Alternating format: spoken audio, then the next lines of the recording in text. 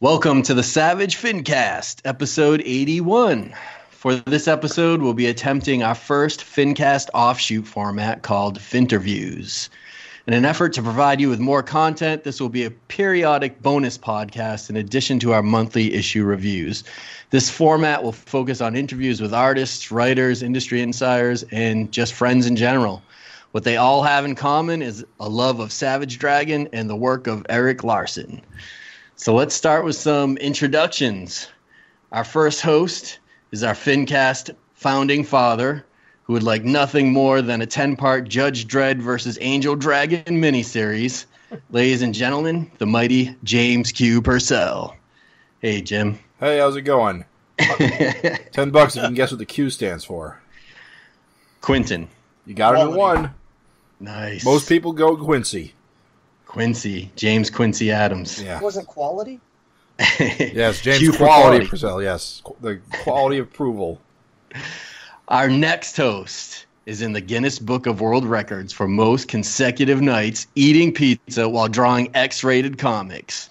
Welcome, Raven, Mouth of the South, Perez. What's happening? Isn't that what the cool kids do these days? Yes.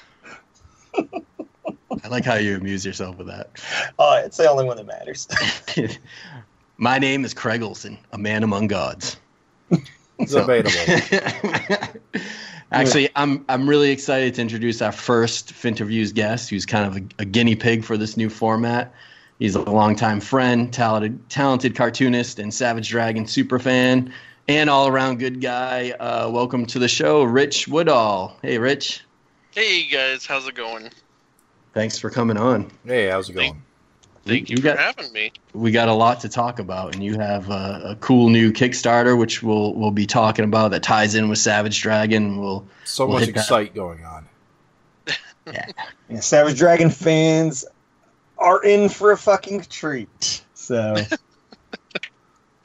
No, it's a lot to live up to now. Yeah, we have a tendency to build people up and then knock them down. You got it covered. But Rich, you've done a bit of work on the actual Savage Dragon book, correct? Yeah, let's see. My Johnny Raygun partner Matt Talbot, he had done a pinup for. I have no idea what issue, but when I met him, he had that in his portfolio. I was like, "Oh my god, you're a Savage Dragon fan!" I thought I was the only one.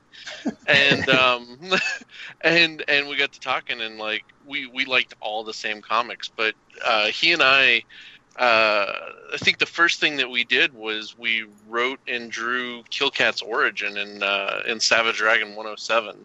Oh, yes. That was really, really cool. And then I've done a couple pinups and a back cover to one of the issues and stuff. So yeah, I've done a little bit on the actual book, which was a lot of fun. Which was the back cover on? On 119, The Bushwhacked. Yeah, I missed that one. Yeah, I forgot about that. It's a giant glum and a really tiny Savage Dragon, like he had been shrunk down. He's got a pencil strapped to his back. Nice. That's because that's not the one where he's kind of holding dragon, or it's got the shrink ray in it or something. Or he's got like the shrink ray in his hand. Gotcha. Yeah, it wasn't a very good pinup, really, but Erik was nice enough to run it anyway. But you've done a ton of stuff, and you've got a couple of creator-owned characters, and I know we'll talk about Johnny Raygun you have the Johnny Raygun Savage Dragon crossover, and we'll talk more about that. But you also had a bunch of single issues that you put out independently. You have a Patreon with Sergeant Werewolf, which we'll get to more, and then you've done stuff like teaming up with Craig Russo on a character, right? Yeah. Craig and I did a book. Well, so I don't know how long or short you want me to keep this, but I'll give you the medium version. Craig had done a pinup of this girl and this weird like monkey rat thing in a tree for Emerald City's book. It's like Dames and Monsters or something like that. Mm-hmm. We were talking about doing a creator-owned thing together, and we decided we were going to put together a website with Kelly Yates and Randy Green and Rich Case and Chris Kemple and a couple other guys. We were going to try to do our own creator-owned like digital download thing, and we figured, we'll do it at our own pace. There's no pressure. Once we get enough stuff together, we'll print it or pitch it or whatever. And so when I saw the girl and the monkey thing, I was like, hey, are you doing anything with that? And he's like, maybe. And I pitched him on a story, and he liked the story, and we used that in Artist Alley Comics, was what we called the website, which is no longer there. But then we pitched it to Dark Horse once we had enough stuff, and Dark Horse picked it up and ran with it for like 12 issues in Dark Horse Presents, and then we got a really small run on a trade, and then they dropped it. So I actually read that series as it was running in Dark Horse Presents. I enjoyed it quite a bit. Oh, thank you. Well, I've got some breaking news for you that is nowhere else. Scout Comics picked it up, and it will be out spring of next year. We're doing a reprint of that stuff plus like 20 extra pages, and then we'll go into volume 2. Nice. Wow, awesome. Congrats. Beautiful. Thank you. If you like Jungle Girls and sci-fi and all that stuff, I recommend it. It was pretty good. Thank you. I enjoyed it quite a bit. Thank you. Yeah. We had a lot of fun with it. We've got a lot of stuff planned for it. I have a hard time writing like short stories. They end up being long, drawn out art series kind of things. That's awesome. And I know I've got a bunch of your Johnny Ray Gun. Well, I've got all your Johnny Ray Gun issues from back in the day. And, you guys, you just have like the spirit of Jack Kirby in you. I feel like you've got that long kind of epic, tons of different characters and different things going on. It was a lot of fun while it lasted there. Thank you. Yeah, we, Matt and I, we both had that. Also, when I met Matt, he had a backpack, and in his backpack was like every Kirby collector there was, and and I'm like, oh my god, my kid's middle name is Kirby. Like, we instantly hit it off. Snuck that in. And yeah, we just hit it off, and when we started doing Johnny Ray Gun together, we just wanted it to be kind of a love letter to the Silver Age of comics, and it was one of those things. Like I'm probably misquoting him, but I don't care. He's an asshole anyway. John Byrne said something about like if they won't let me do X-Men, I'll do my own X-Men, and then he did Next Men. That's kind of how we looked at doing Johnny Ray Gun, is like we can, we didn't have a Fantastic Four, so we made up our own Fantastic Four with Dr. Oog. So like that was kind of our thing. Like every issue we just said, oh, what character would we like to play with? And then made up something our own and twisted it a little bit. And that was the owner of your local comic shop put out the series, or how did I forget the story behind that? Yeah. So Matt and I, the way that, so I was doing Johnny Ray Gun by myself for years, and like it started off as a really horrible like 6-page backup story in a friend's comic, and then I was doing it as a web comic when web comics were really, really young. So it was like Crater Kid and Buzz Boy and stuff like that were running. And I was like, I can do this, and I built this little shitty website, and I was putting up like a page a week or something. But then I was writing, drawing, penciling, inking, coloring, lettering, spelling everything horribly, by myself. And And once I met Matt, we and a small group of our friends, we were going to do.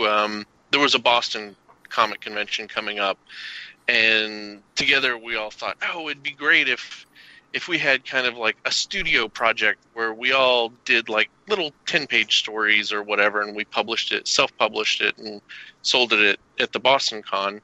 And it ended up being that Matt and I were the only two that finished our part, and because we both had that Silver Age love, I kind of invited Matt. I was like, hey, would you want to work on a Johnny Ray Gun story with me? I've never worked with anybody else, but like you seem to like the character, and we both have these sensibilities that are similar, and I think we could do some really cool stuff. Plus you letter and ink, and that takes a load off my plate. So we produced, like, I can't remember, it was like a 16-page story. It was really, really short, and nobody else contributed. So we printed up like 100 copies of this thing, and I think it cost us like $3.75 to print it, and we had like a $3 price tag on it. So we were losing like 75 cents per issue. Yeah. But we were so happy, and like the day that they came in the mail, like to us, and we were signing them all and everything, we were just sitting in his living room, we're just laughing and having a great time, and we had a great time at the show. And Ralph DiBernardo, who is legendary, he helped kickstart the Teenage Mutant Ninja Turtles. Oh, okay. Wow. Yeah, like in Portsmouth, he put on the first comic convention that the Turtle guys, so Kevin and Peter attended, and like his shop was like the shop that they got a lot of hype going for it. He actually he took a bunch of like Turtles #1s and he cut them all up and he just pasted them. No. Yeah, he's like I don't know how many tens of thousands of dollars I destroyed just pasting them all over my window. So he should have done that with the Johnny Ray Gun #1 because that's a better use of it. But so he sees us over there having so much fun with this one little thing, and he came over to us at the end of the show and said, hey, like, if you guys think you could keep doing this, like, I would pay to publish this for you.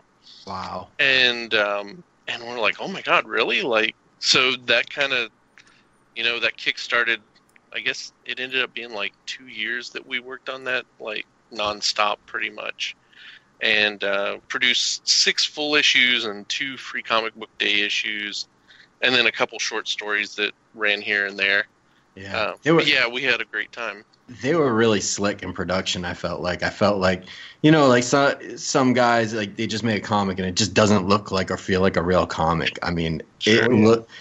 It looked great, and you had awesome cover artists all the time for either your variants of the cover. I think the one that really caught my eye was the Ed McGuinness cover, which was amazing.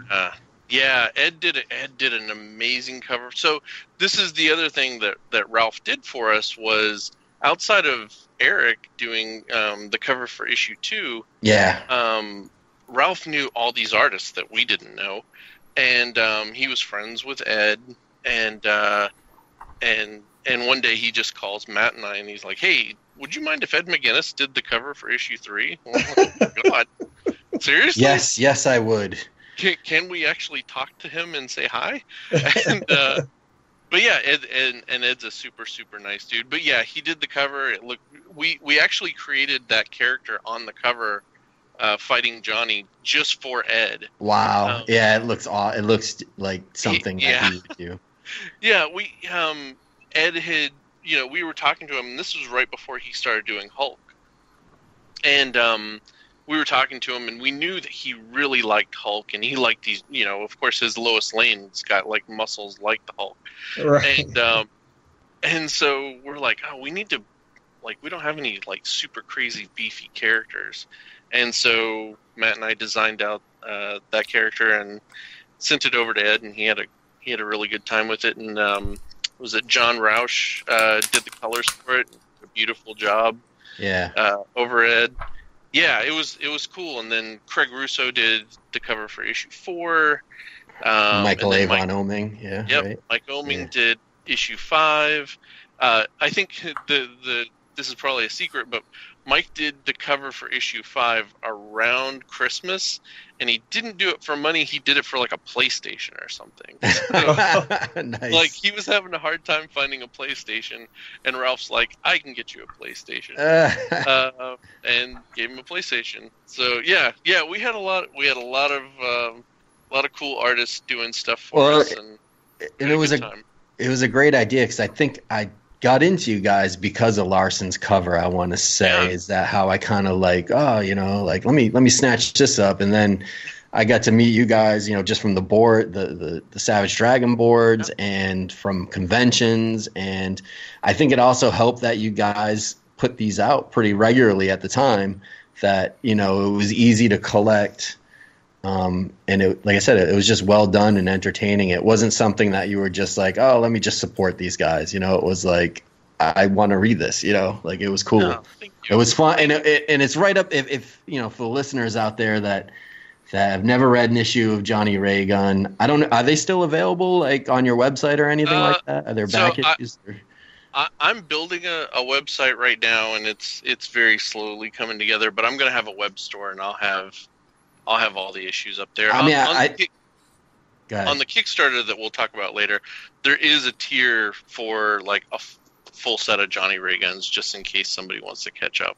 And I think it's right up the alley for a Savage Dragon fan because it's like, it's a sci-fi comic mixed with superheroes and supervillains, and it doesn't take itself too serious, and it's got all the cool superhero tropes and everything like that. It's a lot of fun. So thank you. I appreciate that. So let's talk a little bit about Savage Dragon and how you became a fan of Eric's or Savage Dragon in general. Like, where do you start off with this? I was trying to, because we talked a little bit beforehand, like where my love of Dragon and Eric came from, and I'm like trying to remember the first time I saw Larson's stuff, and it had to have been on Spider-Man. Is what I'm thinking, or like one of his covers for was it Marvel Comics Presents that he did those Wolverines? Yes, yeah. So like, I know I was probably always familiar with him, like when he was doing the Marvel work, and when Image hit, I was at that right age where I was into all those guys anyway, and so I think I was like 14 or 15 when Image hit, and like Dragon was great because it was gritty and I loved Eric's art to begin with. Being a fan of like his Spider-Man stuff. It's funny because I had a friend who was a big McFarlane fan and he loved Todd's Spider-Man, but I was a really big fan of Eric's Spider-Man. I don't remember why I liked Eric's Spider-Man better, but I did, and like I liked Cardiac and all those characters that he was playing with, like Sticks and Stones and stuff like that. And and like I think it was like I could tell Eric loved those goofy, weird characters, right? Versus like Todd was doing Venom and shit like that, and I was more into those goofy, weird characters anyway. But like, so I got into the Image stuff, and Dragon was the one. So I got everything, I got Cyberforce and Youngblood and Wildcats and all that stuff. But Dragon was the only one I actually kept up with, and I'm still collecting today. But I think as it went on, at that time, I didn't have an appreciation for Jack Kirby. When I was like 15. I wanted to draw like Jim Lee and Eric, and right. I wanted to have that. I was nowhere near slick enough, and I couldn't ink myself to save myself. But like that's what I wanted to go for. But then through Eric and guys like Ron Friends doing his Thor run, like I learned more about Jack, and the more I learned about Jack, the more I loved Eric's stuff. Because I started seeing, as Dragon went on past the mini-series into the regular series and then, kept going, like you could see more and more of Jack's kind of dynamics in Eric's work. And like that. I realized like it's kind of like listening to I don't know, Oasis or whatever, and you're like, and then you hear the Beatles, and you're like, oh yeah, I know where they got this from. That comes from. Yeah, yeah. So like that was kind of the thing with Eric's art is I really saw that appreciation for Jack's work, and it hyped me up even more. Yeah, absolutely. I feel very similar. I remember being young and 14 and 15 and hating Jack Kirby, like, oh, the guy with like the stubby finger drawing and square heads or whatever. And the more I got into Dragon and the more kind of Eric preached about Kirby and and especially when the Savage World came around, I was like, oh my God, like, I snatched up everything Kirby after that. I was a giant snob to all of early Image. Were you? I was not a fan of any of them. No kidding. No, I was big into DeFalco's Fantastic Four. Okay, sure. Yeah, which was that stuff was great. Jim, what changed your mind, like specifically like, Dragon? Yeah. When Eric went old school with the Savage World, that appealed to me. Nice. And that's why I grabbed like issue 89 and 90 when I did. And from there, that's what got me into indie comics. Oh wow! As my in, yeah, in 2001. Wow. Yeah, I never bought any Image comics before that, and now they're mostly what I buy. And now you're the founding father of the only Image book to still be going from the launch. So how about them apples? What a twist! Well, what a Shyamalan twist! When we talk about 88 later, I want to talk about something specific in it, but we'll get to that. Cool. So, if you had to pick a favorite arc of Savage Dragon, Rich, what would be your favorite arc or time period, or So, Matt and I, a lot of my stories have to do with Matt and I, because we did so many, like, especially during the time when we were working, we did the couple little things for Dragon.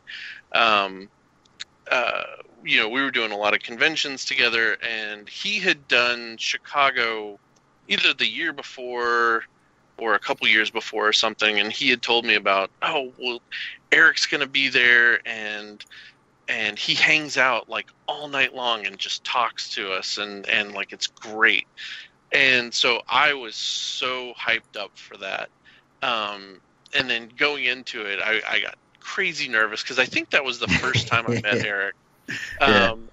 And before that, like you get the Image Boards persona of Eric, and you read the stories of him being like very blunt and brutal, right? Right.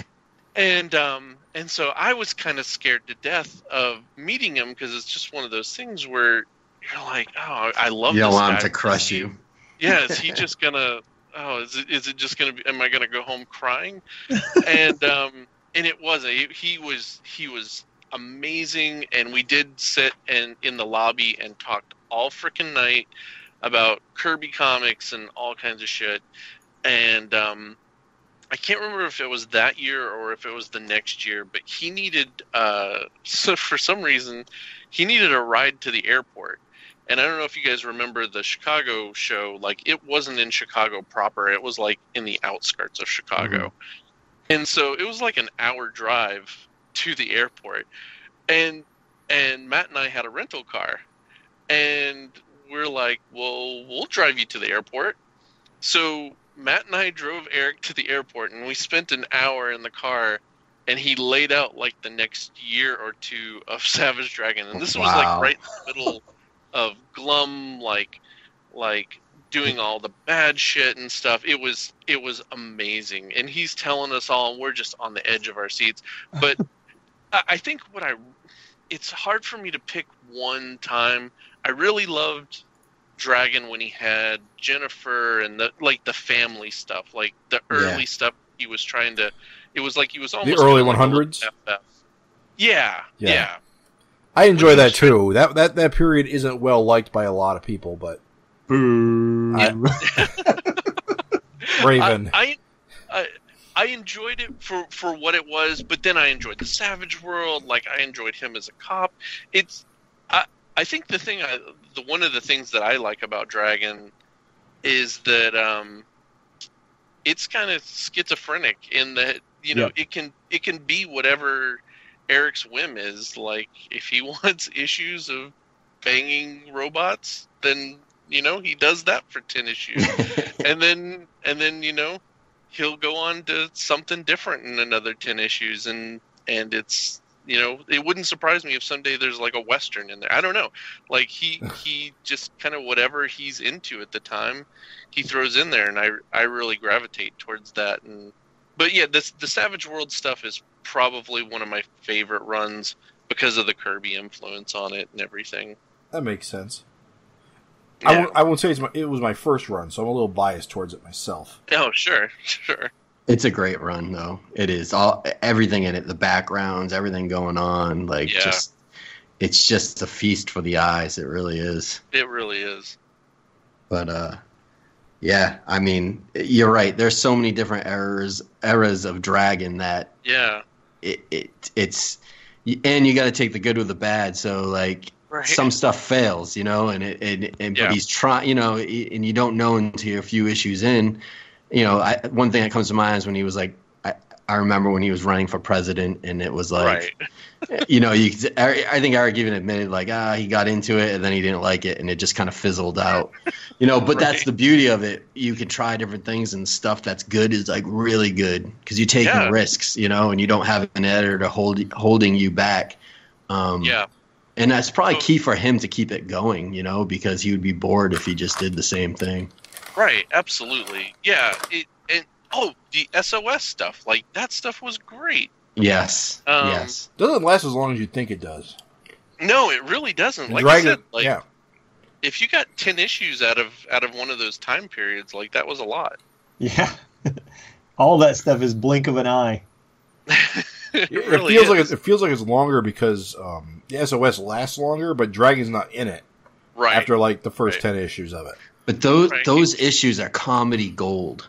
The puns and like the issues. I love his interactions with Barbaric and Stevenson, and that was just golden. Like, I love that. Like, there were so many like funny little like one-off puns that just were like, man, Dragon's a dick, but it's funny, you know? Yeah. Right. It was good stuff. It was. What do you think of the new direction with Malcolm? Are you a big fan, or do you like the older stuff better? Or I like the older stuff better, but again, like, I know in like 15 issues that it's gonna, because even like where Malcolm started to where he is now, like, absolutely, there's a pretty big change, and you know, I figured there's gonna be more change. You know, not to speak your heart off. No, yeah, right, because he's gonna listen to this, and then it'll be like, well, remember that Kickstarter you were doing? Well, I'm sure you'll be cool with it. He's a pretty blunt guy. Kickstopper. He hasn't stopped coming on our show, and we don't always agree with everything either. Yeah, like, I would say now some of the stuff feels like there's so much history that I even get lost. Like, as a Savage Dragon fan, really, like, interesting. I get lost in like the who's and the what's and who's this connected to and whose kid is that and why are they like, and maybe I'm not paying as much attention now as I did, you know, 10 years ago or whatever, but maybe because it's Malcolm and not Dragon, but I'm enjoying the art, for one. Like, I love that he's doing the 2-up pages, and I saw him, I can't remember where I saw him, like a year or two ago, maybe it was Boston, and he was working on one of those 2-up pages, and he had just started like in the top left corner, and he was drawing like a hand punching through a ceiling. And I'm like, oh, what's this page about? And he's like, I don't know yet. It's like he was just kind of writing it as he drew the page, and like that kind of stuff blows my mind that he can do that and still make it amazing. But yeah, like for me, the history is getting really heavy with all the multiple universes and everything, and it's hard for me to follow. But again, I might be in the minority there. No, I think it probably. I find that interesting because I feel like there's like a way less reliance on history right now. Gotta agree with Jim. I feel like it's purged a lot. Yeah, it's almost like half the problem is that there's just like it feels like Malcolm's just kind of doing the same thing over and over again sometimes. Yeah. Not right now. Not like in the last 10 or dozen issues. Like the history hasn't been as bad, but yeah, like every once in a while, like they brought up something with Angel, and I'm like, what the hell was that? And I had to go back and look and remember, something. I can't even remember what it was. But some of my problems is like, did this happen in this universe or the other universe? Right. Is it pre-76 or is it after? I can't remember. Is this guy still alive or is he dead? Right, exactly. But again, like I know it's going to change in 10 issues, and Malcolm's going to be on the moon or whatever.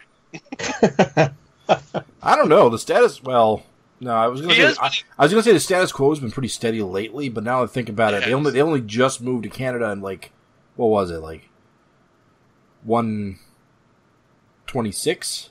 Something like that? I can't remember. I figure 150, there's going to be something big happen. Oh, there's sure. It's got to be a big shakeup at that point. Which is right around the corner when you think about it, which is crazy. Getting closer. Yeah, I'm super excited. Yeah, I mean 250, right? Yeah, 250. Yeah. Okay, that was fucking with me so hard.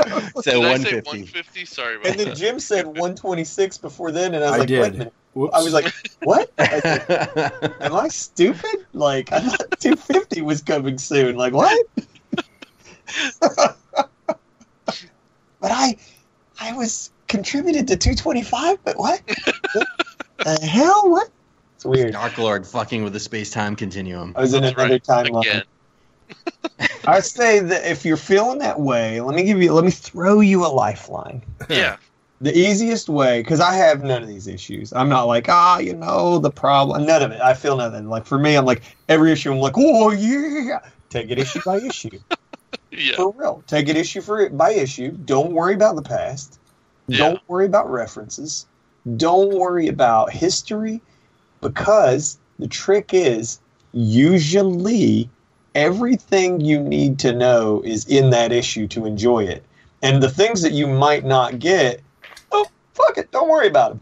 Me and Jim did the trivia, and he smoked me on trivia. He definitely knows way more about his Savage Dragon history. Who does? You. Oh, that's because I pay attention. Yeah, but here's the thing. But I'm just enjoying myself. Every issue, there's some sweet-ass brawl and some comedy and killer backups, and truly, just let it go. So, yeah, don't worry about it. Issue by issue. Just have fun. All right. I'll try that. You'll never look back. My advice is spreadsheets. Spread cheeks? What? Gavin, is that you? Are you? I was gonna say Gavin's got to have some spreadsheets, right? He does. He said he makes like those documents, like Excel lists and Oh my stuff. God, yeah. I can't imagine what that looks like. This is weird. I'm gonna throw in something weird. Okay, this is still. Oh no! Here we go. No, it's relevant. It's relevant. He's gonna be weird with us. It just makes me laugh. The timing on you saying that, Rich, Yeah, and me hearing this. I did a con with Mark Welser. Probably Yes. a guy you know, right? Yeah, I'm good buddies with Mark. I told him we were going to be talking with you on this episode, and he had nothing but praise. He told me some pretty filthy stories. I won't repeat them for our listeners. Needless to say, it was incredibly explicit. I blushed, and I'm me. So it was pretty Hey, for the cool. listeners, who's Mark Welser?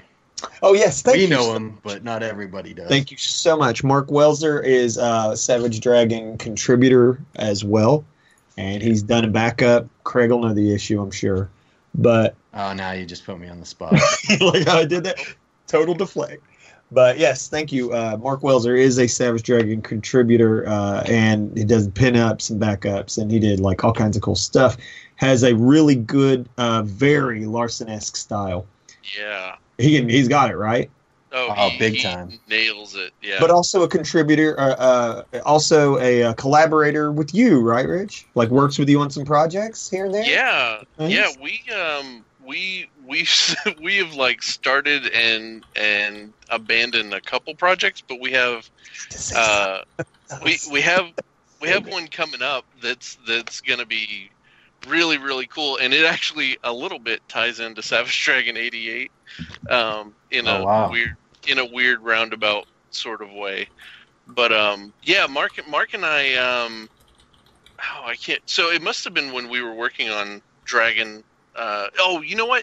It was probably when Matt Talbot was working on the was it like the compendium or whatever that was where yeah. The Savage Dragon Compendium, right? Is that what it was? Yeah. I don't remember. The one that summarized the first few issues? Yeah. Like the first 100. I was going to say 100, right? Yeah. First few, yeah. So when he was working on that, I think somehow, I'm sure we probably met on the image boards. I don't even remember exactly how we met. But Mark and I, Mark did a couple short stories that Matt and I wrote. Mm-hmm. And they were really weird. Like, I can't remember. I think he did this one called Monkey Scars that Matt and I wrote, which was about this guy going on a date with this girl, and through the entire date, like, she's got bangs that hang over one side of her face. I can't remember exactly what it was, but you are correct. I saw the pages. You saw the pages? Yes, this is great. They're great. I'm trying to remember exactly the story. By the end of it, like, she pulls back her face, and like you get that she was attacked by a monkey. But I want to say something like he had no balls or something. I can't remember. Like, he had an accident where he had no penis. I don't remember what. I got the punchline. Mark told me.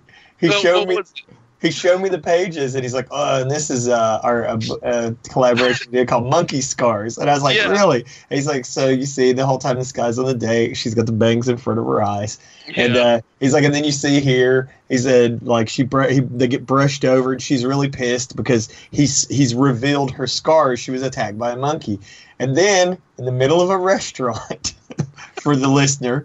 In the middle of a restaurant, this guy on this date with this woman stands up, drops his pants, and says, "Well, that's okay. A monkey bit my dick off."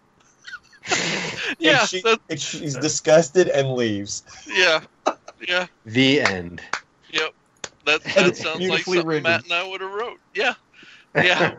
We had a lot of fun. So I think that was the first thing Mark and I collaborated on, and Matt, and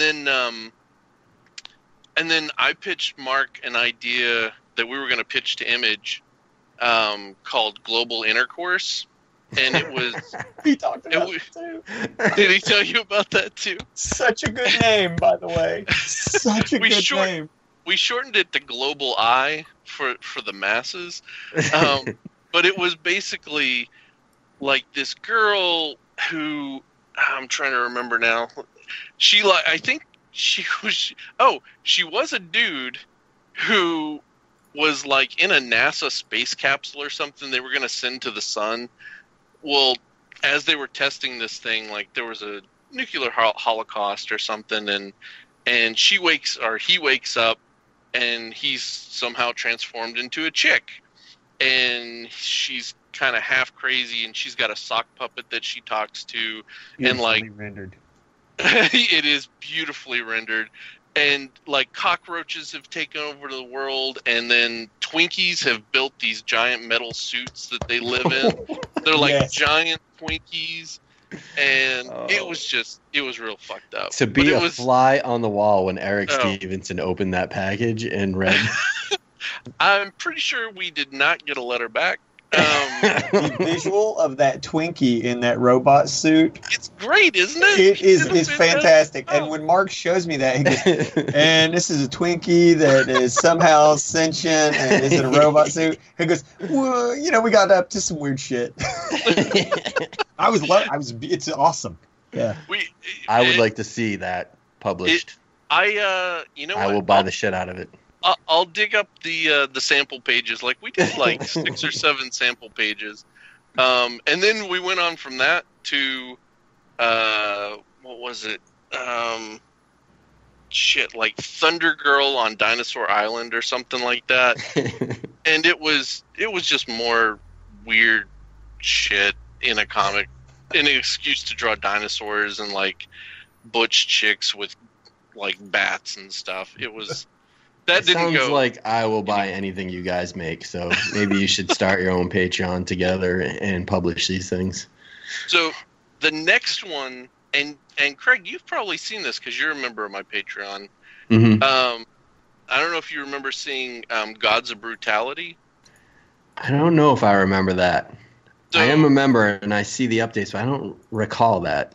So this was 6-7 months ago probably that I posted it. So I pitched Mark on the idea of a rock star that from the 70s that goes to hell, and then he prays to Thor and Hercules to save him, and Thor and Hercules go to hell to save a rock star. And so the entire book is just Thor and Hercules and this rock star like in a chariot drawn by a rhino shooting pig demons and just weird shit, like going as fast as we could. I wanted to do a comic that was like the movie Crank, where it's just nonstop action and just crazy bullshit that just goes on forever. And what was the name of it? It's called Gods of Brutality. So allow me to throw in some praise for you both, because so I heard about this idea. Like Mark was like, I'm working on this. Hush, hush, don't say shit. And so I did. Yeah. In this interview. So we're in this interview, and you're talking about it, Simon. And saying, so like I was like, the minute I heard it, I was like, oh my god! I was like, this sounds incredible. And then so he was like, well, don't say shit, but like here's some pictures, here's some pages. And I was like, oh, and it is fantastic. He's killing it on that. Yes. Like the double page spread with the singer like up on stage, and he's doing an amazing job on this, and we're gonna pitch that around pretty soon. We already have one publisher that's a little interested in it, but Mark's got to clear his plate off and stuff, and we got to kind of get the stars to align. But it's gonna be pretty cool once we're knee deep into it. Pretty please, dude. I'm looking at it now, and the logo is just awesome. Who designed that logo? Mark did. Mark did. Oh yeah, he's a metalhead too. So yeah. He's like, what do you think of this one? And I was like, oh my god, that thing is beautiful. Yeah, that is great. Yeah, I can't say enough nice things about him. He is amazing, and he is going to, once people realize what he can do. Oh yeah, be something special. Oh yeah, we need to get him on for one of these interviews because he is a fun dude. But for the listeners, if you want to check out his work, he did the Brute Force backup in Savage Dragon 208. So I knew Craig would know. And it's called the Savage Dragon Companion, not the Compendium. That's it. The Companion summarized the first 100 pages. It was pre-wiki when everything had to be in slate and chalk. That was a cool book when it came out, though. That was a super cool book. I know the nightmare that Matt went through putting that thing together with. I'm sure Gavin was probably involved. There was somebody else involved too. A bunch of the fans came together to help put that together. Yeah. But very cool. And so let's talk a little bit about one of the reasons why I wanted to have you on to promote some of the new endeavors the new big endeavor that you have going on. Why don't you tell us a little bit about your Kickstarter and what's involved with that? Sure. So as we've kind of talked about a little bit. Eric was nice enough well, let's back up and tell the whole story. All right, Craig, was this at like Philly or something? Where did I meet you first? I don't. It might have been Philly. Philly. Yeah. Or, did you ever do New York Comic Con or Baltimore? It could have been either. It could have been Baltimore too. Yeah, so yeah, maybe Baltimore or Philly. So Craig commissioned Matt and I to do. He's like, Johnny Raygun has a Dimension X and Savage Dragon has a Dimension X. What if, and you guys are Savage Dragon fans, and what? He commissioned us to do a Johnny Raygun Savage Dragon kind of in Dimension X commission. And we were super excited. And so we're like, this is going to be the coolest thing we ever do. And Matt did all the lettering on it, so it looked like a splash page. Just beautiful lettering and everything. And we give it to Craig, and it was amazing. He frowns. and I think Craig posted it on the Dragon message board. Well, yeah, at the time it was the Image message boards, and Eric had his own group. And basically, for the listeners, it was a pinup of it was Johnny and Dragon kind of flying through Dimension X. So it had like the Glum world in the background, and a bunch of weird planets and stars. Like around what year would this have been? Oh, how many years ago was this? So it was here. I have the pinup right next to me. 1 second, I can get the date. It was like 2005, I think. Was it? Ooh. Yeah. Wow. Yeah. Let's see. So 2005. So the text on it reads, a green-skinned former cop, bounty hunter, government super team member, and semi-retired superhero has been stranded in the mysterious void alongside a young intergalactic space agent with a style and hairdo. Now this unlikely duo must work together if they hope to survive. Hang on to your seats and stick around because Savage Dragon and Johnny Raygun must escape from Dimension X. Yeah, that was cool. Yeah, we had such a good time with that. And then Craig posts it on the Image message boards and says something to the effect of, wouldn't this be cool? And Larson just goes, go for it. Yeah, that's awesome. and now you got to do it, right?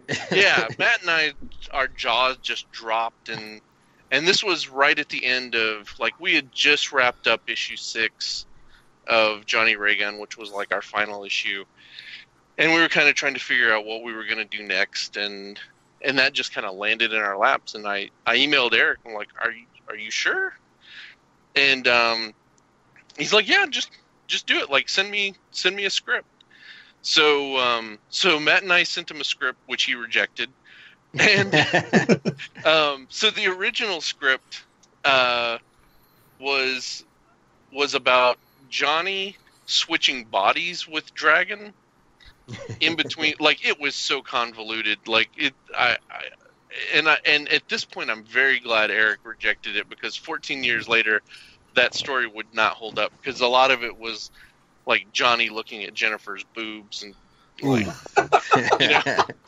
it was like that kind of stuff. Different times. The different times. Yeah, totally different. And like, nobody would remember, only Super Dragon fans are going to remember who Jennifer is at this point. Like, in this kind of story. So Eric's like, no, try again. So we come up with another story where Johnny's just kind of a screw up anyway. And we thought, oh, well, wouldn't it be fun if, Dragon's like established as a law enforcement officer and special forces and all that other stuff. And like, he should teach Johnny, like, it should be a buddy cop movie. And Eric went for that. So we started putting stuff together, and we got like 45 pages done out of the 50 pages that we had planned. And then Ralph, our publisher, lost his job. And then Matt and I bought houses at the same time. And so we had to do like freelance to pay the bills. And so the Johnny Dragon thing just kind of sat there. And How many for the first 45 pages? How many years did that take you? Oh, that we were on such a roll at that point. That probably took me like 2 months. Wow. So you had it like 95% complete for the first 2 months, and then the 14 years you did finish the rest. Oh, That's exactly. so sick. It was horrible. It was so horrible. And at that point, like I said, Matt, I don't remember exactly why, but he decided he didn't want to ink it. Mm-hmm. So we got another inker that was a local guy. His name's Ken McFarland. He had inked a couple other things that I had done, and we'd really liked working with him. And so Ken inked the whole story and made me look great. But Matt and I, we wrote it together still and everything.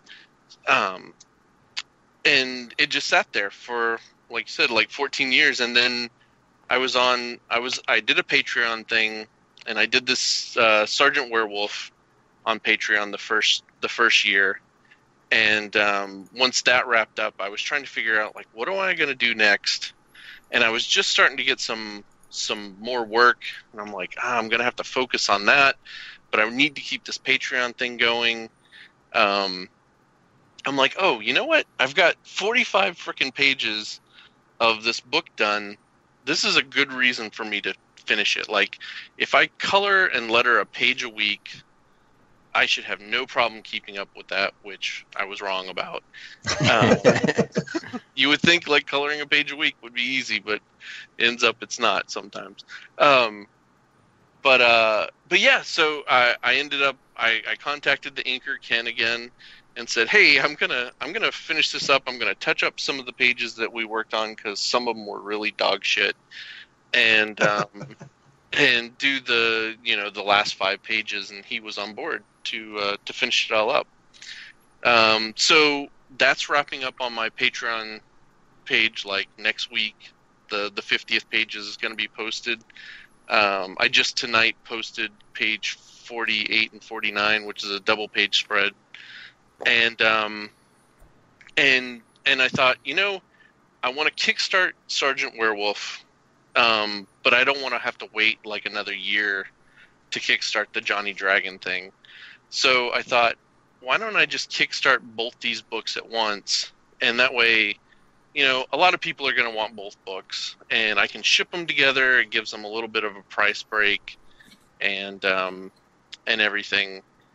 And so right now on Kickstarter, I'm pushing the Johnny Ray Gun Savage Dragon team up, which is going to be 64 pages. So it's like 50 pages of a main story. And then I've got pinups from all kinds of people, and not only pinups, but I've got a great cover by Charles Paul Wilson III. I don't know if you guys are familiar with him, but he did Stuff of Legends, and he did I'm aware of that. Yeah, some Teenage Mutant Ninja Turtles stuff, and he did like some X-Files stuff, and he did Wraith with Joe Hill. Guy is amazing. He's just really, really cool, and he did just a kick-ass cover. I reached out to Eric. I was hoping he would do a cover for it, but he said he was super busy and way behind on Dragon, and he wasn't taking on anything extra right now. So totally understandable. And so I reached out to Charles, and he was happy to do it, and did a really, really good job with it. Yeah, and you listeners, you can see the cover on the actual Kickstarter. Yeah. So yeah, what's the best way for listeners to check out your Kickstarter? To just do a search with Google with. If you go onto Kickstarter and you search for either Savage Dragon, Johnny Ray Gun, or Sergeant Werewolf, it should pop up. Those I've tested all those words, and it seems to work for all those words. We'll put a link on our page too. Oh, awesome! But if you're friends with me on Facebook, I'm posting about every 20 minutes about it. Just trying to. As you do. And your goal is $8,000, and I think at the time of this recording you're a little over 6. So we really need to kick in and get that pushed over 8. So if you're on the fence and thinking about it, like let's, it's not much for 2 giant-sized books, $20. Yeah, it's great, and I think also the best part about it is that it's not like you're in the middle of drawing it. You've drawn. Right. All issue's done. Is done. Yeah. The Savage Dragon stuff is all done. Matt and I. So the way Matt and I were working was, we were writing together through about half the book, and then it got to a point where I can't remember. Something happened. It might have been around the holidays or something, where I couldn't get a hold of Matt. He couldn't write with me, so we were kind of stuck in a spot. And I'm like, you know what? I'm just gonna write and post it, and we'll come back. So in the end, what's up on my Patreon page is probably not exactly going to be what gets published. Matt and I are going to go through and rework all the dialogue for Sergeant Werewolf or for Johnny Raygun Savage Dragon. Probably for both, really. Oh wow! Oh cool. So it's kind of a little bonus if you've already read. It's kind of like a director's cut kind of version of it. But Matt and I work really well together when it comes to the writing stuff, and a lot of this stuff I feel bad because I'm usually like a week behind or multiple weeks behind on my Patreon page, and so a lot of times I'm like, I just got to kick something out, and I know I'll come back and I'll fix it. So a lot of times the dialogue is kind of like half-assed, and I put it up there just to make sure. I'm like, people are just looking at the pretty pictures anyway. Boom, and hope nobody notices all my misspellings and everything. Well, I'd say the Patreon that you have too. If listeners, want to check that out, just go to Patreon, look up Rich Woodall. I probably could do the same thing, search Johnny Raygun on it or something. But Rich Woodall is probably the best way to find you. Yep. And I mean, for as little as $1, you can get access to your digital comic strips. And then you have other tiers that give you extra things like PDFs and I think original art or some sketches or something like that. Yep. It's really fun and cool, and I think the cool thing about the Patreons when you see like a digital strip and you get like one a week or whatever, and you can write little comments or something, and it's like instant feedback back and forth. It's cool. Totally, yeah. It's a lot of fun. For me, it's my Savage Dragon in that I can do whatever I want on it, and kind of, one time it's Sergeant Werewolf, the next story is the Johnny Dragon thing. The next thing I'm doing, I'm working on another creator-owned thing with Craig Russo. We're kind of creating our own. We wanted to do superheroes, like we both love superhero stuff, and so we're creating our own superhero city called Avalon. And I'm writing everything, he's designing all the characters, and then we're both drawing stories. And so yeah, that's coming up pretty soon cool. on the Patreon thing. Very cool. Alrighty. Good luck with that. I just threw in $8. Oh, nice! In real time, money being made. I also pledged, and I pledged for physical copies, whatever that tier is, where you get both. Yes, I did the physical copies of both because I'm a physical till I die guy. So, but I just want to say before we roll off that like Sergeant Werewolf looks fucking badass too. So I'm excited for both. Yeah, for both. It's a lot of fun. Sergeant Werewolf, which for anybody that read Johnny Raygun and like paid attention to all the little stupid jokes that Matt and I put in there, Sergeant Werewolf was a stupid little joke that Matt and I put in the background. There's one issue where Johnny brings his girlfriend back to his parents' house, and he's in the basement and showing her his old room, and he's like going through the closet or something, and she's looking through all his DVDs, and she just pulls one out, and she's like, Sergeant Werewolf, and he's like, oh my god, that's a classic.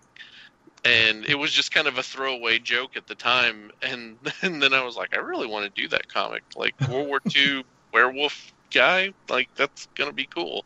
Mm-hmm. Comics within comics can be fun. Absolutely. It reminds me of Kirkman and Science Dog. Yeah. Yeah, absolutely. Definitely. So, go ahead. Just a little praise. Just a little praise for both. You know, I know we're all here for Dragon and Johnny Ray Gun, but that also looks fucking sweet. And so, thank you. When you support the Johnny Ray Gun Dragon, Sergeant Werewolf is fucking in there, and that's no slouch too. That looks pretty fucking great. So, that's all. It's got, you know, if you're a Dragon fan, it's got a lot of that kind of weird shit in it too, where you know, he fight Thor is like a thing with me. There's an old Nazi dude who calls Thor down, and he embodies Thor, and you know, and then Sergeant Werewolf has to fight him and a bunch of golems and a robot lady and and sharks from a sewer. Yeah, like it's all over the place. I think you mentioned earlier too that there is a tier on the Kickstarter if you wanted to get the original Johnny Ray Gun six issue set, which is cool because you can read all the background on Johnny Ray Gun and then start the Savage Dragon Johnny Ray Gun crossover. I mean, you don't need them to enjoy it, but it is kind of a fun thing. Absolutely, yeah. It has all the stuff that we publish under the Johnny Ray Gun banner, and then you can go right into Team Up. And for Savage Dragon fans, just tonight I put up 2 art pieces. I put up the back cover to Savage Dragon 119 for $150, and the pinup that I did for Savage Dragon God War for $150. And you know, for listeners who very likely are in the Savage Dragon Facebook group, the Eric Larson /Savage Dragon /fan group, you can see those. Somebody shared it from your Facebook to the group. Nice. Awesome. So they look great. They look fantastic. Thank you. Thank you. Cool. I personally only have 4 Johnny Ray Gun comics. That's okay. It's weird. It's weird because I have both your Free Comic Book Day issues. Yeah. And I'm pretty sure that's the where I really I discovered you. Sure. Was through those. I also have that original special edition issue, and I have the first issue of the series. Yes. Quarterly number 1, right? Yep. Yeah. Quarterly number 1 with Dr. Oog and the Mighty Moog, and yeah. Fear and Loathing in Las Vegas or something like that. Yeah. Well, I'm a fresh face. I have not read any Johnny Ray Gun. However, allow me to say this. I'm going to use Savage Dragon /Johnny Ray Gun to jump into it. And anytime somebody says, this is my Savage Dragon, I'm fucking sold. Yeah, right. For real. For real. That's all I need to hear. Because the trick is that I know exactly what you mean by that. Like you were describing earlier, like how Savage Dragon's like kind of a schizophrenic, like auteur kind of an experience where like, you know it's just Eric doing what he likes. Yeah. That's when you tell me, hey, this is my character I love and can't quit doing. Yeah. That's what I want to read. Yeah. Like I'm interested in that. So I'm into it. Yeah. That if I could pick any of the properties that I've ever worked on to work on forever and have funded so I could do that forever, it would definitely be Johnny Ray. Before I met Matt, I had like 50 issues plotted out. Wow. And then when I met Matt, we kind of threw all that away and we kind of plotted our own thing, but it always with like some of those plots in our mind. So we have we have tons of stories that we want to tell. It's just a matter of, getting to them and being able to make some money at it, I guess. Awesome. Love it. That's, like I said, to me, some of the most, like if you want to elevator pitch any idea to me, say this is my character that I love so much and can't get out of my head, and I would do this character till I die. I'm like, oh, really? And then I'm in. I'm hard in, right there, sold. Instant sold. So I'm excited. Oh, thank you. So let's move on. We've got a couple of quick segments left. There's a fun little segment I came up with, and we'll see if it works or not, but they call it Sev Fin questions, which I'm going to ask you 7 questions, quick questions. They can be a couple of word answers. Lightning round. Yeah, nothing we got to go on and on about. Just whatever comes to the top of your head. Okay. Are you ready, Mr. Woodall? I hope so. Number 1, best Savage Dragon related miniseries. Oh, Blood and Guts. Okay. Love Jason Pearson. Yes, Jason Pearson is the man. And I love Alex's Hot Rod that came out of that series. Yep. Favorite supporting character in Savage Dragon? Oh, man. Oh, geez. Top of the dome. Off the cuff. Yeah, Alex is great. Alex is Nice. great. I love anytime she shows up. I wish she was in it more. Even nowadays when she's just kind of whiny and millennial bashing? Hates millennials. Hate Yeah. millennials. Sometimes I do too, so I can identify with her. All right. Best villain of all time in Savage Dragon. I loved Cesspool. Nice. Oh, all right. Deep cut. I like the gross ones. He's the one with all the pimples. The and stuff, right? zits everywhere. No, Yeah, I was he was confusing him with Dung. What? Right. He was very much dung with pimples. Yeah. Pus dunk. Worst Savage Dragon related comic. Oh, geez. There were some that were so bad that I never got them, and a lot of them were like the Kill Cat kind of things. Not a Kill Cat. What, the Deadly Duo mini? I love. Oh, right. I love the Deadly Duo. Like that's the reason we wrote that backup story. That's true. Yeah, that's right. You did do the backup.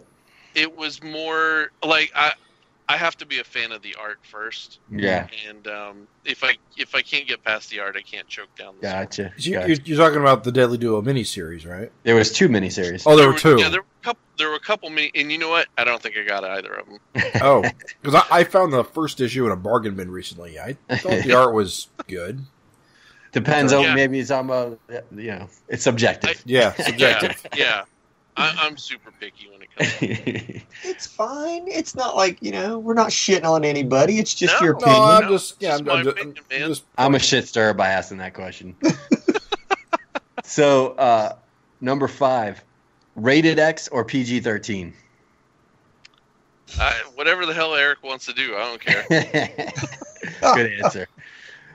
Number 6, will the Seeker return? Oh yeah, at some You point. think That's so? one for me. Yeah, I didn't think he was going to return the last time he returned. Yeah, that was the shocker. How many years later? Yeah. What was your thought on the big reveal? Exactly. No Exactly. reveal. Yeah, exactly. Okay, last one, number 7. What's the deal with the Johnson twins? I don't know. I want to see more of them. Exactly, right? Yeah. What's your take on them? Why does that guy look so weird? What are they, like 12 now or something? Or Well, they're older than early that. teens or They got to be like 17? They're like 18. similar to Oh, right, Malcolm. 'cause they're like Angel's age, right? Yeah. Just under Malcolm, yeah. Just under Angel. Yeah. Like I don't know. I always figured like one of them was punching the other one in utero or something. Like he did, like that was a butthole baby or He's something. just ugly. Right, he's just right. That's it. Jim just wants me to let it go and just but I refuse. He believes he's special.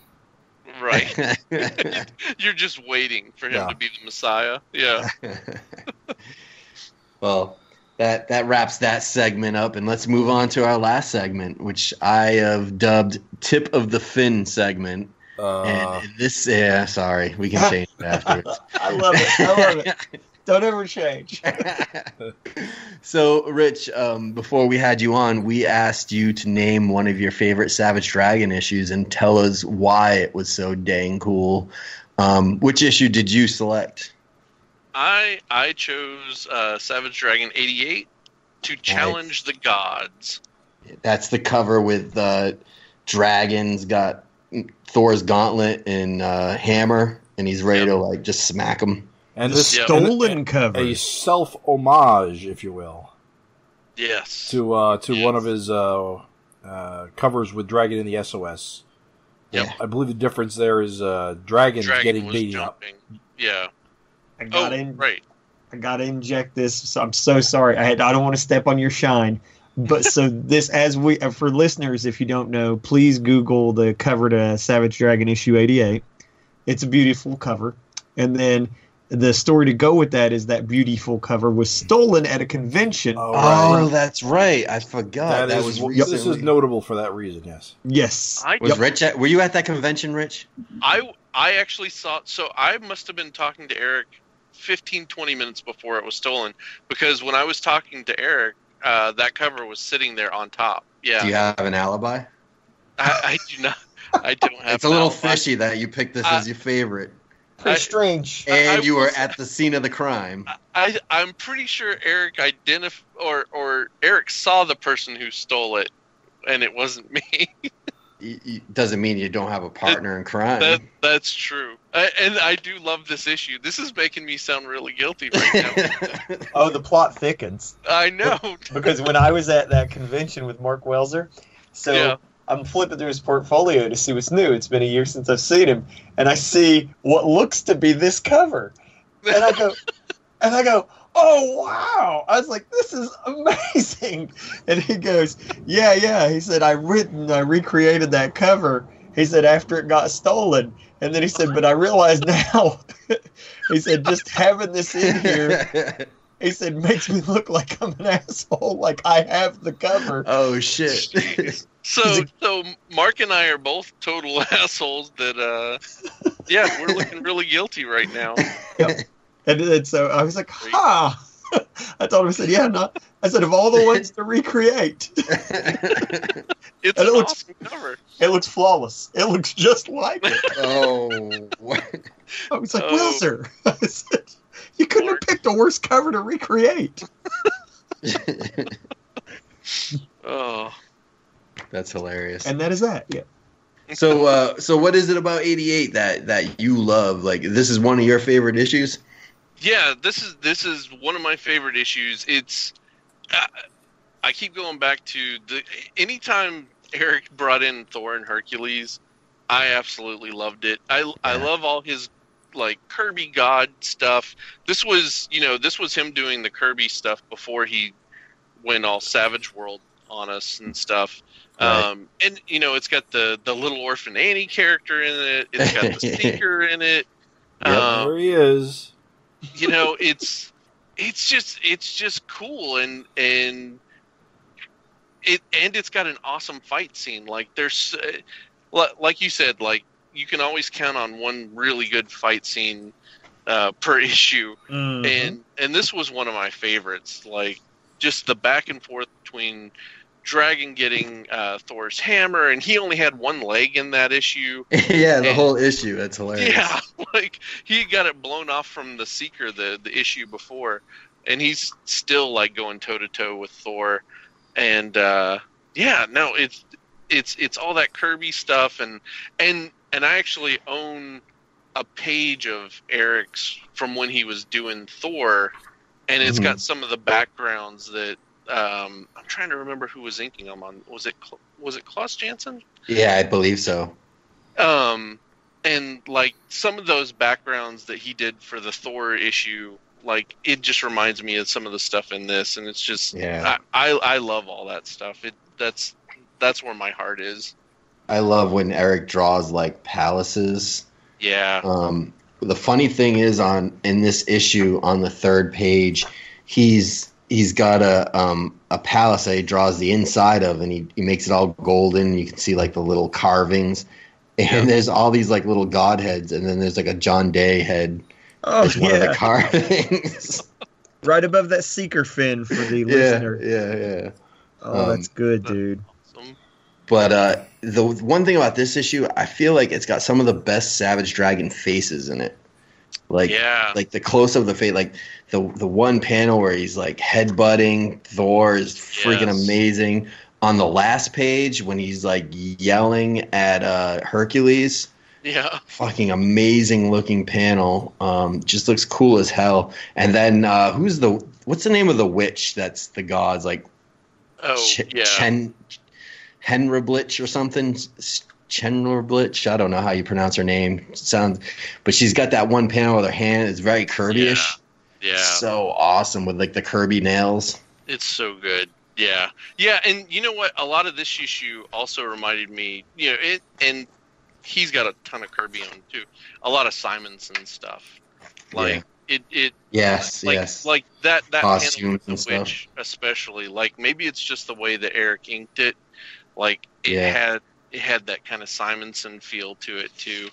I absolutely love this issue. And you're right. Like Dragon's faces are all over the place. He goes from like being pissed off to like there's some comedy faces in here. And Thor too. Thor's got some great faces in there. And Little Orphan Annie's eyes are just huge. Like yeah. I mean that opening page where Dragon's just got like just got the snot beat out of him. He's on the ground. And that face he's made. Oh, it's so good. It is so good. So good. The splash with Thor with the ink splatter. Oh man. Yeah. And I love. Go ahead. What? The panel of him standing there with one foot, but with Mjolnir behind his back. Yes. Yeah. I different seeker. Yeah. So good. Yeah, I do love the concept that Eric brought with, having to wear the gauntlet to hold the hammer is pretty cool, and I'm not sure if that was something from mythology, or is it? Yeah, the belt and the glove are the mythology things.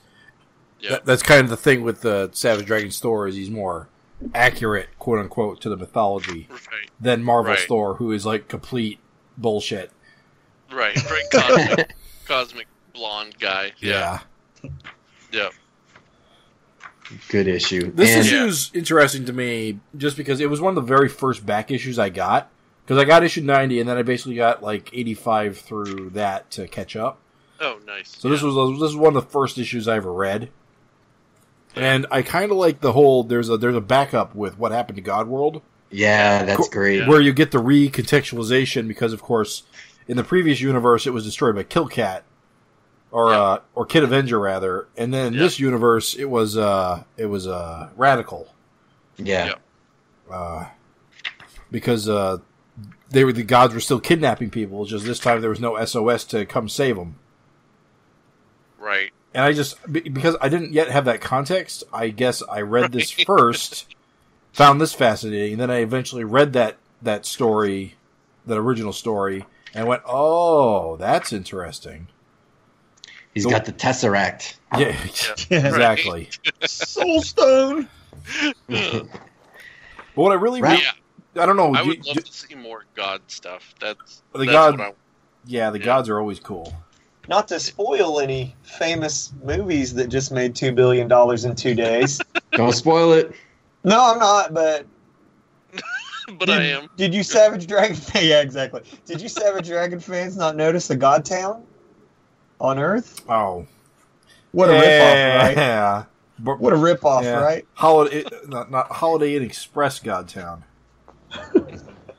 I didn't see it. Stop spoiling. Do any of you guys have the actual issue on hand? I do. All right, yes. Because this is one of the print issues I got. Because this was back when I was still buying in print.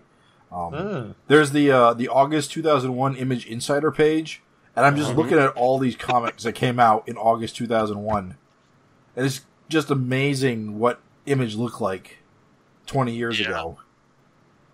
Remember Tomb Raider. Remember Blunt Man and Chronic? Yeah. Blood Man and Chronic, right? Powers was like the big thing. Powers is When it was a brand Powers new. from him. This is previewing Noble Causes, which, to be honest, I actually got that issue before I bought my first issue of Savage Dragon. That was my gateway into Image for real. Savage Dragon just kind of cemented it. There's Telos. Yeah, remember Rising Stars? Check it out. Or A Red Distant Star. Soil. You got like. Well, Distant Soil still comes out. No, I'm just saying it's kind of cool though. Like if you look at this lineup, like some still huge names in here, right? Sam and Twitch. Yeah, but which one of these comics are still going? Spawn, Savage Dragon, Distant Soil, technically. Yeah. Witchblade started up. Yeah, Witchblade had a reboot. Powers is still going, kind of. Yeah, but not at Image. I used to collect Powers all the time. I don't even know what. Like I felt like then it moved to Marvel and they kept rebooting it like every 6 months. Write it for trades. I just kind of gave up on it. It's like, okay. Last Shot was like this manga lookalike thing that only lasted like 2 issues. Such a weird time. Because this is like a few years away from like Invincible and Walking Dead and everything changing. Yeah. Yeah.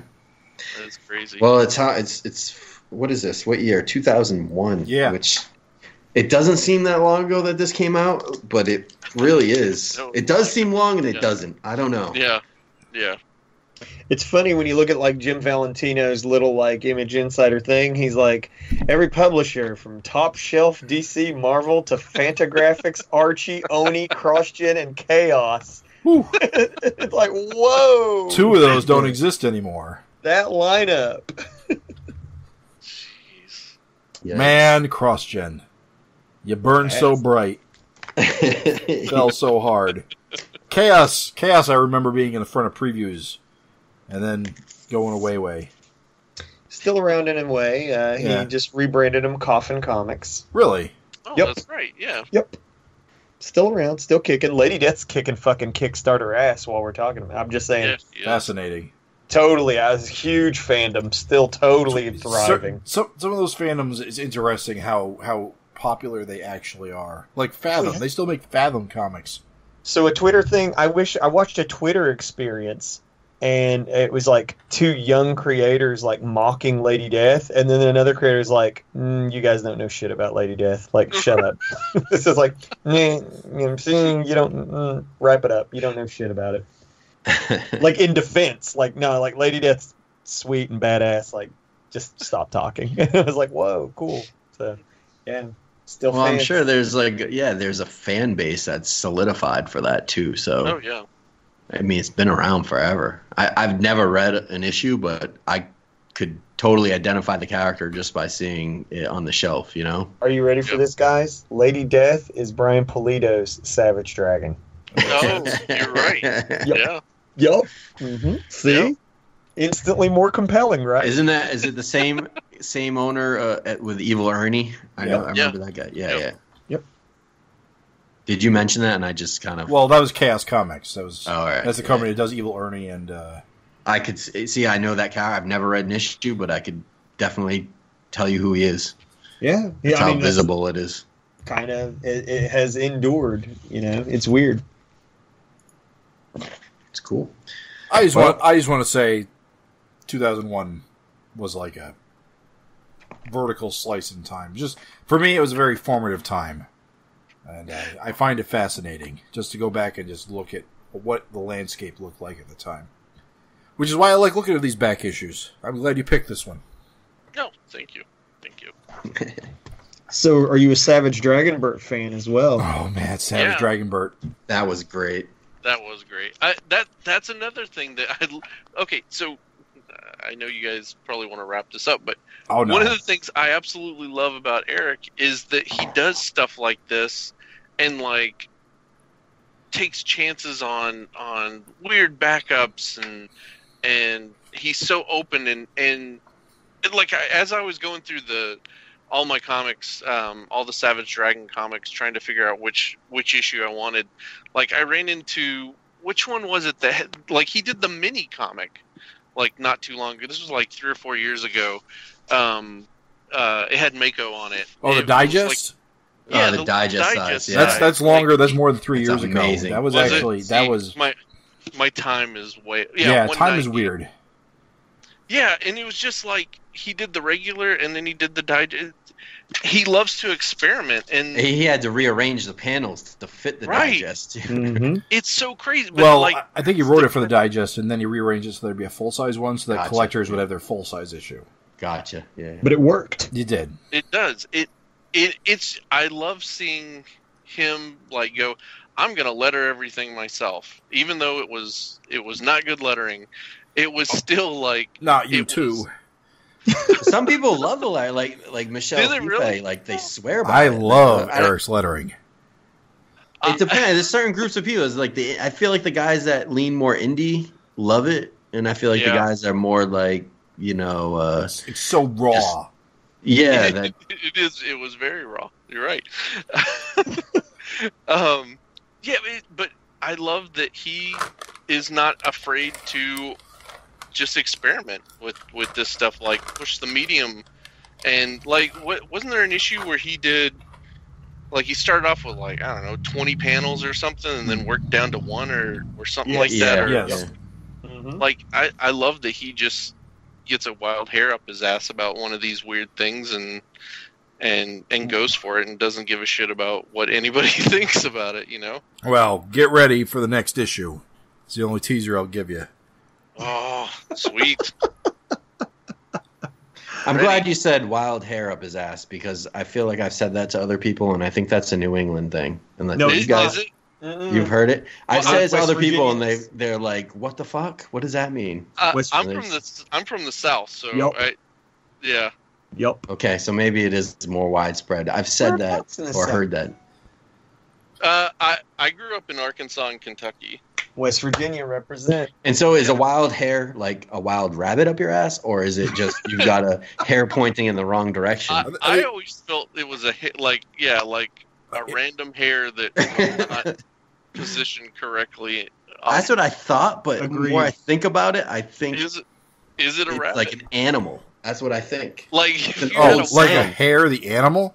Yeah, because if it's you an had a old wild saying. rabbit Hmm. up your ass, Yeah. like that's Like, yeah, what's I wrong guess with you? that- You got a rabbit up your ass or There's something, something like that? to that because of the Yeah. phrase "buck wild." I guess it, Maybe it's the same thing. Like if you go buck wild, I never thought where that buck was to make you wild, but I assume now it's your ass. Google search says it's HAIR, so no, it's not a rabbit. Well, I don't know. Do some more search. Do more. I'm telling you, because I looked it up too. And it was, What does Urban Dictionary say? Says an action of a sudden and unexpected nature, something done by a person that is uncharacteristic for that person to do. Sam, out of nowhere, got a wild hair up his ass and moved to Dubai to study Scandinavian moose. You could get a whole different definition if you type up hair, HARE. AR. Is it Anyway, okay? something to think about. It is. We went buck wild on that wild hair. That's what we do here. Oh, But yeah, it's been fun. I don't know if you guys have some more you want to talk about, or I definitely enjoyed our time. well, thank you, and I just want to say again, thank you to Eric for letting us use Savage Dragon and being so patient. I would run into him at shows, and he would either ask or I would offer up how the Johnny Ray Gun Savage Dragon. Next time he asks, just be like, "How's Image United doing?"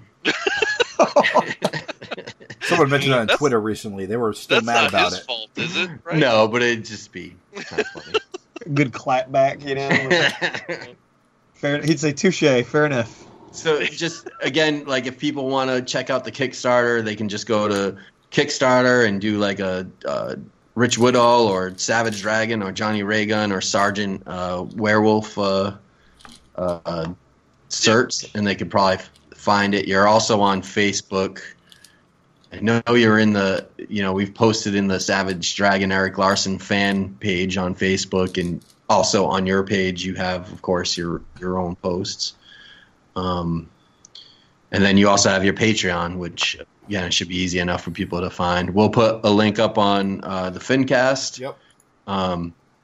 You're almost there on the Kickstarter, but we definitely thank you guys. You could, we need all hands on deck. Let's make this a reality. We've been waiting 14 years to see this in glorious print. It's a fun book, and it would be fun to have in our hands. And let me just say congratulations on the accomplishment you have so far. Like, I ran my own Kickstarter in 2012, and that is a nightmare. So just saying, like, it's really feel good, feel proud about what you've done, and folks, let's push this shit across the finish line. Thank you very much. Cool. Well, thanks for being our guinea pig and being on our first Finterview podcast format. Up next, Dave Johnson. No, I'm kidding. Just kidding. Psych. Just kidding. Psych. It's Adam Hughes. Psych. It's none of those guys. No one. All right. Well, thanks, guys. Thanks. Thank you, guys. Thank you, Rich. Thanks, guys. I really appreciate it.